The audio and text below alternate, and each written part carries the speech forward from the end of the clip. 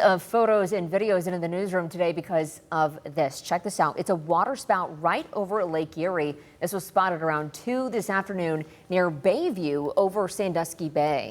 We want to bring Chief Meteorologist Chris Vickers back in. So let's talk about the danger in something like, obviously everybody was fascinated taking these videos, taking these photos. We're glad they did because we get to see it. But is it dangerous when you're out in the water? You know, first things first, it's almost striking how blue the skies were, right? So this almost descended out of nowhere, so to speak. Generally speaking, the water spouts pose very limited risk. Winds up to 60 to 70 miles per hour, limited damage, and rarely result in anything significant. They're different than a supercell thunderstorm, which we would typically see in the summer season. We could hear, I don't know if people caught it at home, you could hear the sirens going on. They were blaring across the coastline, so it did get people's attention. People were very alert to it, but let me explain the difference, and here's a graphic to look at it. We have kind of two types of situations here, tornado versus water spout. And now a tornado occurs when there's a stronger rotating updraft with a supercell. That is resulting in more of a violent spinning or vortex, something that's more sustained or long lasting. That is not what happened today. A water spout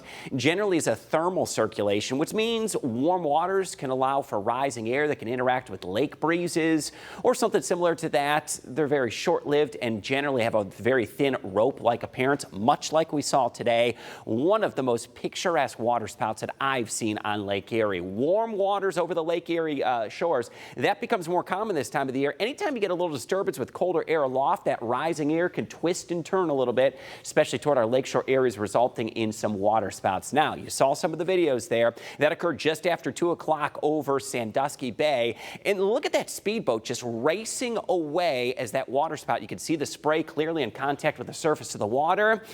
I've actually seen video now from that boat, and we're going to switch it over right here. This is courtesy of Weezer, who is out there boating near Bayview. Look at how that very distinct trunk of that water spout just extends from that darker cloud down to the surface of the water. So appreciate all the pictures and videos that have been pouring in.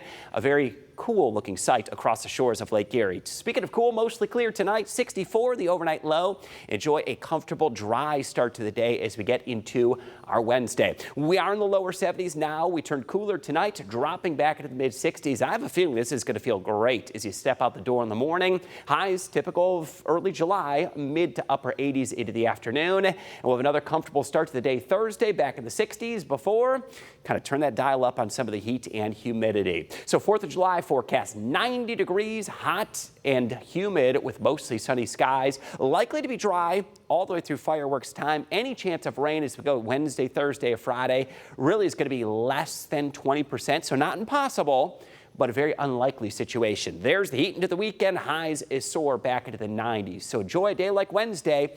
87 degrees, mostly sunny skies. It'll be warm and pleasant. And again, the chance of any rain the next 3 days, less than a 20% chance. So very likely we're going to be dry, close to 90 Friday, and we'll stay in the 90s Saturday into Sunday for the weekend. Hot and humid weather for your weekend outlook. And then highs will even out in the mid 80s as we go through the majority of next week.